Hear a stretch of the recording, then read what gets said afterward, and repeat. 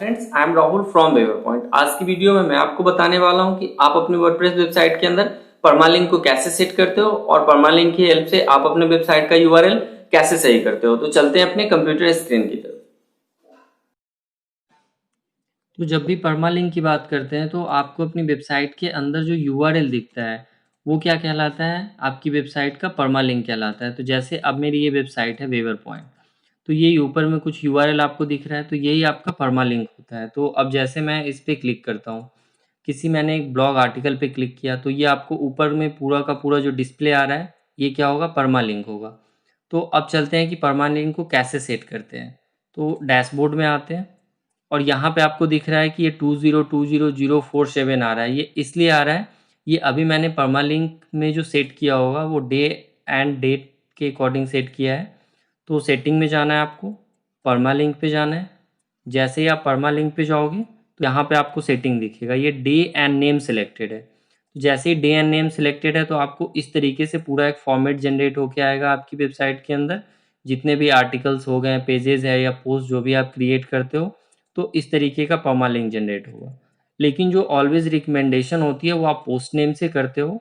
Post name में जो आपका यूआरएल जनरेट होगा, वेबसाइट का नेम होगा एंड आफ्टर आपका सैंपल पोस्ट आएगा, मतलब जो पेज और पोस्ट का नेम है उसके अकॉर्डिंग लास्ट में आता है। अब आप इसके सेव चेंजेस पे क्लिक करो।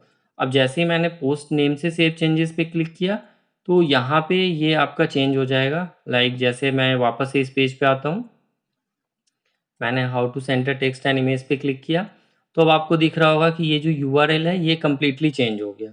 तो ये जो यूआरएल आपका जनरेट होता है ये एक एसईओ फ्रेंडली यूआरएल कहलाता है। और हमेशा आपकी वेबसाइट पे जो रिकमेंडेशन होती है कि आपको एसईओ फ्रेंडली यूआरएल रखना होता है, मतलब कि वर्डप्रेस वेबसाइट में जो आपके परमालिंक का सेटिंग होगा वो आपको हमेशा किससे करना है, पोस्ट नेम से करना है। पहले क्या था, मैंने डे एंड नेम चेक करने के लिए लगाया था ताकि आपको एक डिफरेंस पता चल सके कि यहाँ पे परमालिंक किस तरीके से चेंज होता है। तो अब मैं आपको दिखाता हूँ कि जैसे मैंने मंथ एंड नेम पे क्लिक कर दिया और यहाँ पे सेव कर दिया। तो मंथ एंड नेम पे सेव चेंजेस पे जब आप क्लिक करोगे और अगेन आप यहाँ पे रिफ्रेश करोगे तो आपका जो परमालिंक है वो फिर से चेंज हो गया। तो ये परमालिंक आपका अगेन यहाँ से चेंज हो गया है। वापस से अब आप आओ और जैसे डे एंड नेम था वापस से आप इसको मैंने कर दिया, जैसे सपोज पोस्ट नेम कर दिया, सेव कर दिया। अब वापस से इसे मैं रिफ्रेश करूं तो ये यहाँ से रिमूव हो जाएगा। जैसे कि ये पहले नेम नहीं था, तो वापस से आप होम पे आ जाओ और फिर से अपने उस पेज को विजिट कर लो, तो ये क्या करेगा, यूआरएल आपका चेंज कर देगा कम्प्लीटली। तो आई होप कि अब आपको समझ में आ गया होगा कि परमालिंक आप अपनी वर्डप्रेस वेबसाइट में कितना इजीली चेंज कर सकते हो। मतलब जो स्टेप है वो क्या करना है, आपको आपको अपनी वर्डप्रेस में लॉगिन करना है, डैशबोर्ड में सेटिंग में आना है, सेटिंग में आपको परमालिंक पे क्लिक करना है। जैसे ही आप परमालिंक पे क्लिक करते हो यहाँ पे आपको कुछ ऑप्शन मिल जाता है। प्लेन का मतलब होता है कि आपकी जो ये वेबसाइट है इसका एक आईडी होगा, मतलब कि इस पेज का एक आईडी होगा। जैसे मैं एडिट करूँ इस पोस्ट को तो आपको दिख जाएगा कि इसकी पेज की एक पर्टिकुलर आईडी भी होती है जब भी आप एक पेज और पोस्ट क्रिएट करते हो। तो अब जैसे मैंने इस पेज को एडिट किया तो यहाँ पे आपको दिख रहा है ये पोस्ट का एक आईडी है 709।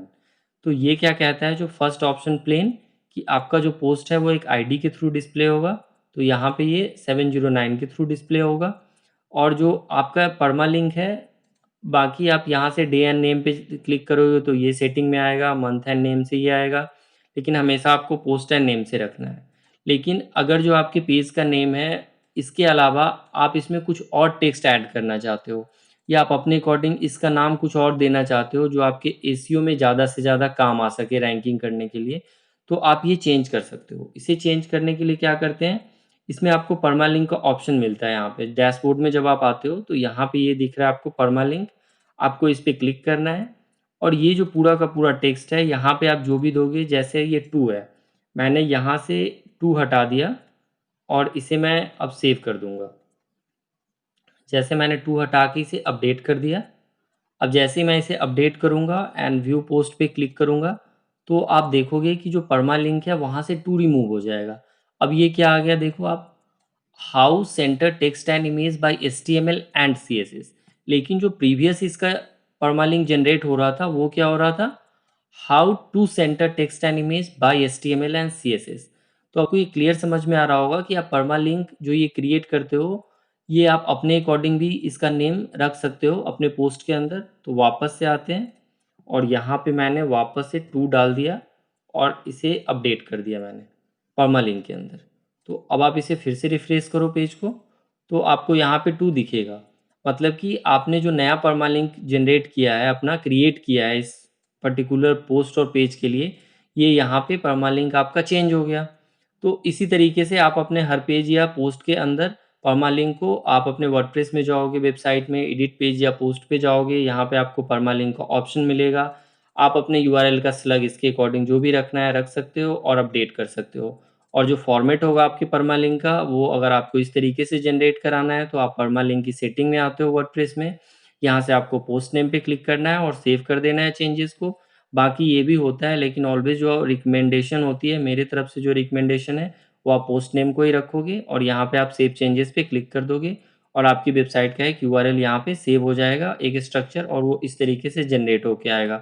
तो आई होप अब आपको पता चल गया होगा कि आप अपनी वर्डप्रेस वेबसाइट में परमालिंक को कैसे सेट करते हो।